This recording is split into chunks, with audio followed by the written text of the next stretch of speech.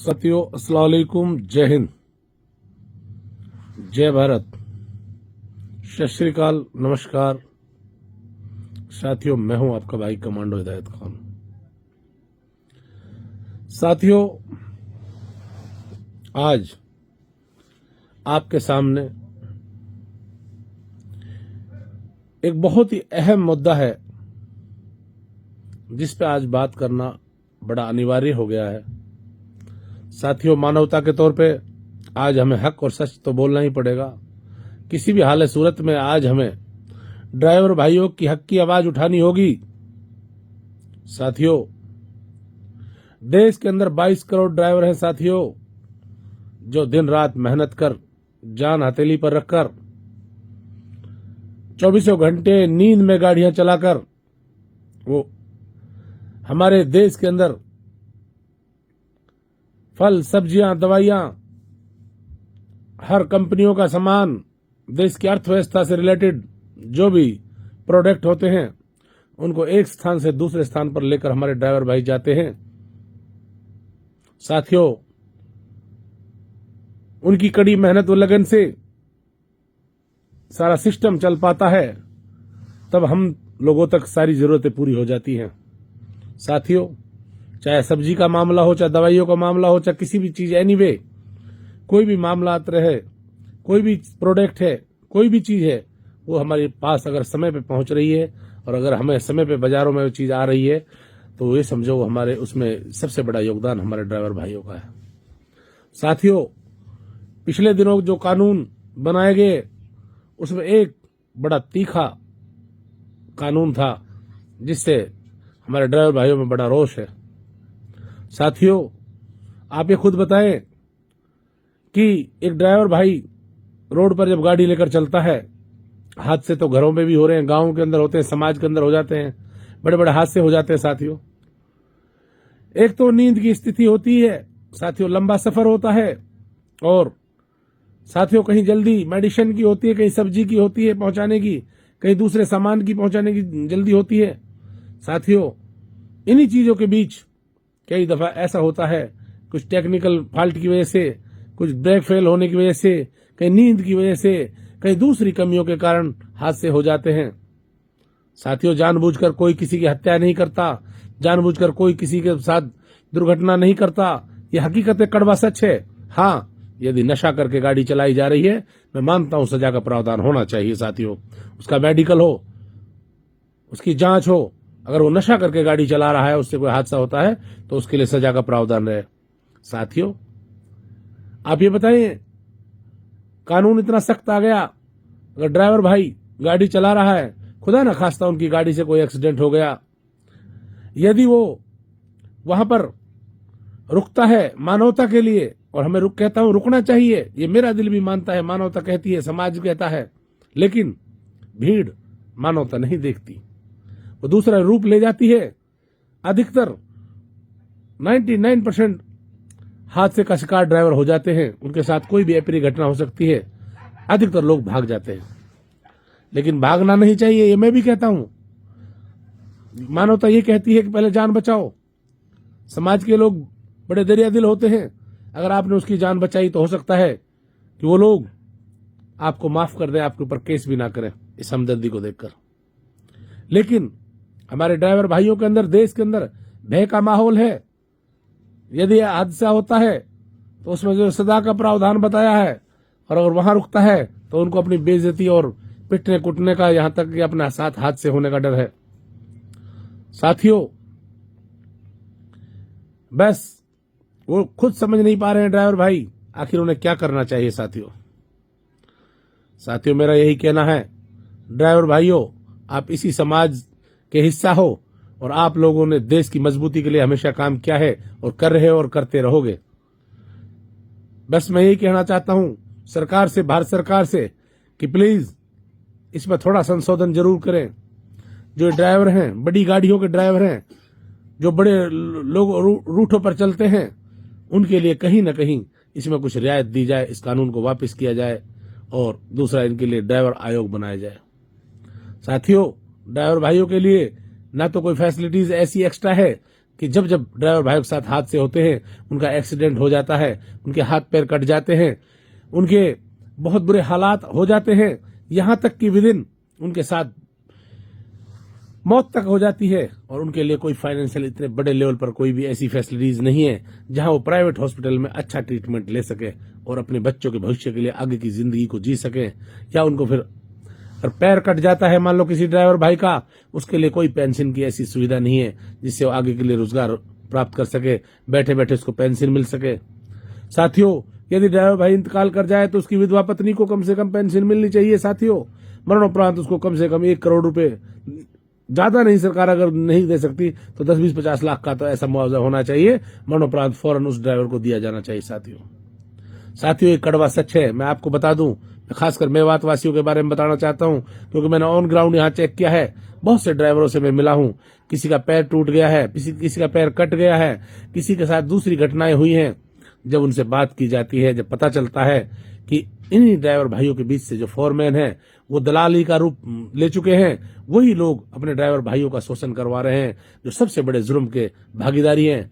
मैं तो कहता हूं सरकार इन फोरमैनों पर कड़ी से कड़ी कार्रवाई करे, और हमारे ड्राइवर भाई भी इन फोरमैनों के खिलाफ बिल्कुल एक अभियान चलाएं, ताकि अपने लोगों बीच में दलाली ना करें, ताकि उनको पूरा हक और पूरी तनख्वाह ड्राइवरों तक जा सके। साथियों, यही लोग शोषण करवाते हैं। तो जब पता चला, हमने इसका सर्वे किया, इस चीज का क्लियर हुआ कि जब भी कोई ऐसे हादसे होते हैं तो मालिक सिर्फ कहता है कि आप उनसे फोरमैन से मिल लो, और फोरमैन अपने साठ गांठ कर मालिक से उनको 10, 20, 50 हजार की सहायता देकर फिर बाद में हाथ पैर पीछे खींच लेता है। क्योंकि ऐसा कोई कानून नहीं लाई सरकार कि ड्राइवरों के साथ अगर इस तरह का कोई अत्याचार हो तो ऐसे मालिकों के खिलाफ सख्त से सख्त कानून लाए जाए। मैं अपील करता हूं, सरकार ऐसे कानून क्यों नहीं बनाती? आखिर सरकार इतनी अनदेखी क्यों करती है? देश के अंदर 22 करोड़ ड्राइवर हैं। साथियों, बिल्कुल अपने आप को हल्के में ना लें। साथियों, मैं कहता हूं सिर्फ जरूरत है आज संगठित होने की, एक होने की, एक मिलकर एक आवाज उठाने की। तुम्हारे हक की आवाज जरूर सुनी जाएगी, तुम्हारे वेलफेयर के लिए काम होगा, सरकारें जागेंगी, सरकारें काम करेंगी। मैं उम्मीद करता हूं भारत सरकार बिल्कुल इस पर ध्यान देगी, और फौरन ध्यान देगी कि एक बात बताइए, अगर ड्राइवर भाइयों के साथ कोई घटना घटती है तो उसके साथ क्यों नहीं ना उसके मालिक खड़े रहते हैं, ना सरकार के पास से कोई ऐसी पॉलिसी है जिससे ड्राइवर भाइयों को भला हो सके। ड्राइवर भाइयों के लिए इसमें सबसे बड़े रोष की बात है साथियों, इस सजा के प्रावधान कोई नहीं, इस कानून को ही वापस लिया जाए। और ये अच्छी बात है, उसमें यह रखा जाए अगर मानवता के तौर पर ड्राइवर वहां रुकता है और उसकी जान बचाता है तो उसके लिए और एज इनाम के तौर पर अगर हो सके तो किसी भी हाल सूरत में उसको एक सम्मानित के तौर पे देखा जाए कि हाँ, एक अच्छा इंसान है, इस तरह की उसने काम किया, ये मानवता का काम है। साथियों, अगर वो उसके साथ कोई भी अगर उनके साथ अप्रिय घटना करता है तो उसमें यह भी रूल हो कि अगर उससे हादसा हो गया और उसके साथ कोई मारपीट होती है तो उनके खिलाफ इतनी कड़ी सजा दी जाए कि उनको कम से कम 10 साल की सजा होनी चाहिए जो ड्राइवर पर हमला करें। साथियों, ये डर का माहौल है, ड्राइवर भाइयों के बीच डर भयभीत का माहौल है, इसे खत्म करना होगा। साथियों, इस कानून को वापस लें और इस कानून को रखना है बरकरार। तो भाई मैं तो बिल्कुल इस चीज के लिए कहूंगा कि ड्राइवर भाइयों के लिए फिर ये भी गुंजाइश रहे कि ड्राइवर भाई वहां रुकें, अगर उनके साथ किसी ने बेइज्जती या मारपीट उनके साथ दुर्व्यवहार किया तो उनके खिलाफ भी सख्त सख्त कार्रवाई होनी चाहिए। कोई हाथ ना लगाए, पब्लिक हो। साथियों, आप देखते हो ड्राइवरों के साथ अत्याचार, कहीं आरटीओ अत्याचार करता है, कहीं रोडों पर इनके साथ जगह जगह अत्याचार होते हैं। क्या ड्राइवर भाइयों के साथ नहीं होते? साथियों, बहुत कुछ होते हैं, लेकिन बस दर्द है उसको बांटे कौन। साथियों, आज जरूरत है एक होने की, संगठित होने की। जितने भी तुम ड्राइवरों के संगठन बनाए हुए हो, सब एक संगठित होकर, सब अपने आप को एक अच्छा ड्राइवर समझकर और देश के लिए जिस तरह आप ईमानदारी से काम कर रहे हो उसी तरह आप ईमानदारी से आगे बढ़े और इंशाल्लाह इस बात को आगे उठाएं। मुझे उम्मीद है सरकार आपकी बात को सुनेगी और इसको अमल में लाएगी और इस कानून को भी रद्द करेगी। और मुझे लगता है कि बहुत हद तक आपकी बात को सुना जाएगा, ऐसा मेरा मानना है, ऐसा मेरी उम्मीद है, ऐसा मैं उम्मीद करता हूं सरकार से।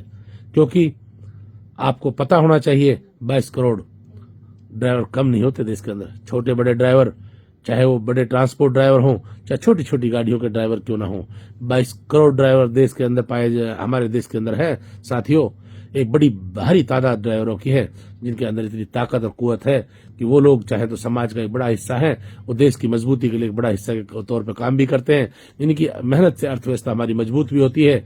साथियों, देश की सेनाएं जिस तरह जान माल हथेली पर डालकर देश की सुरक्षा करती है, चारों तरफ से सुरक्षा कवच का रूप में काम करती हैं। साथियों, अगर इंटरनल अगर जान पे हथेली पे है तो सिर्फ ड्राइवर भाइयों की है। तीसरा अगर है तो हमारा कमेरा वर्ग किसान भाइयों पे है। साथियों, यही 3 चीजें ऐसी हैं जहां पर सचमुच अगर देश के लिए कोई काम कर रहे हैं तो ये तीनों वर्क कर रहे हैं, चाहे उसमें जवान है, चाहे किसान है, चाहे मेरा ड्राइवर भाई है। साथियों, आम लोग तो हर एक की भागीदारी होती है, मैं मानता हूं हर डिपार्टमेंट अपनी अपनी कोशिशें करता है, हर समाज में अपनी कीमत होती है हर एक की, लेकिन इनका कहीं न कहीं बड़ा वर्चस्व रहा है देश की अर्थव्यवस्था के लिए, देश की एकता अखंडता के लिए, देश को मजबूती के लिए। हमेशा ये तीनों वर्ग सबसे आगे रहें। ड्राइवरों के साथ अनदेखी ना की जाए। मैं सरकार से हाथ जोड़ कर अपील करता हूं, एज ए फोर्स मेंबर के नाते फौरन इस कानून को वापस ले और ड्राइवर आयोग लाएं। ड्राइवर आयोग लाना होगा। इनके भविष्य के लिए, इनके बच्चों के लिए, इनके फ्यूचर के लिए जरूर सोचना होगा। साथियों, हादसे हो जाते हैं इनके साथ। आप एक बताइए, ड्राइवर टेक्निकल में आता है साथियों, अगर इसका खुदा न खास्ता हाथ पैर कट गया तो बाद में क्या करेगा?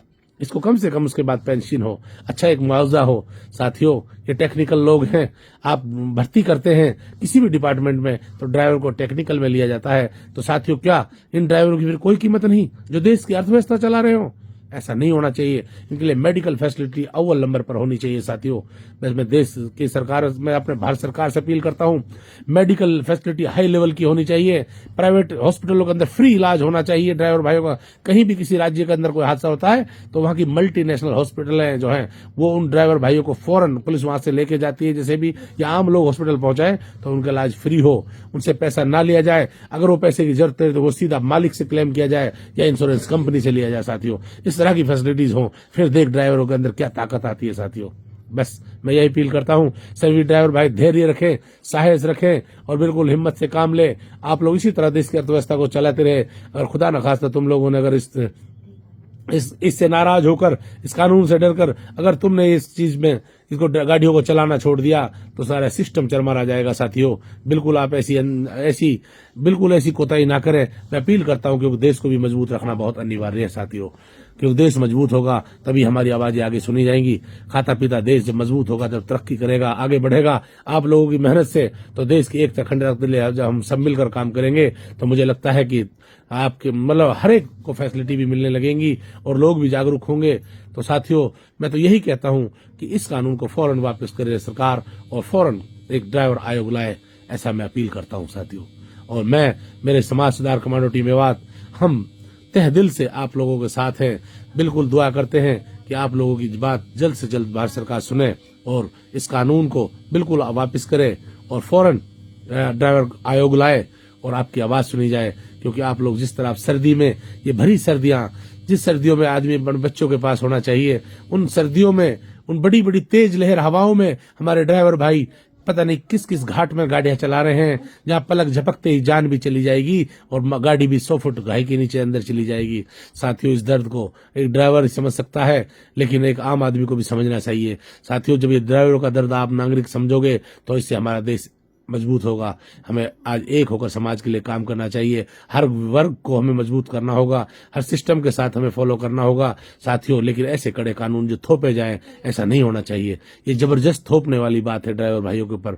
इसे फौरन वापस लिया जाना चाहिए। इस कानून के मैं बिल्कुल खिलाफ हूं और मैं कहता हूं मानवता के लिए काम करने के तो बहुत तरीके हैं और मानवता पे हमें कहता हूं रुकना चाहिए। मानवता के ऊपर हमें कहीं भी हादसा होता है, किसी भी गाड़ी से किसी से होता है, हर एक को रुकना चाहिए। ये ड्राइवर ही क्यों, एक आम नागरिक को हर एक को रुकना चाहिए, चाहे वो बाइक का ड्राइवर है, चाहे किसी छोटी सी गाड़ी का ड्राइवर है, पर्सनल ड्राइवर है, चाहे कोई भी है। और ये हक उस ड्राइवर का ही नहीं, आसपास जो भी देखे उसका सबका हक है। अगर कहीं हादसा होता है फौरन उसको हॉस्पिटल पहुंचाए और जिस ड्राइवर से हुआ है उसको देखें, अगर उसने नशा करके गाड़ी चलाई है तो उसको फौरन पुलिस को दे पकड़कर, वरना उसकी सेफ्टी करे, सेफ्टी कोच बन जाए, किसी ड्राइवर के साथ अत्याचार ना होने दे। साथियों, अस्सलाम वालेकुम, जय हिंद। साथियों, मैं हूं आपका भाई कमांडो हिदायत खान, समाज सुधार कमांडो टीम मेवात। जय हिंद।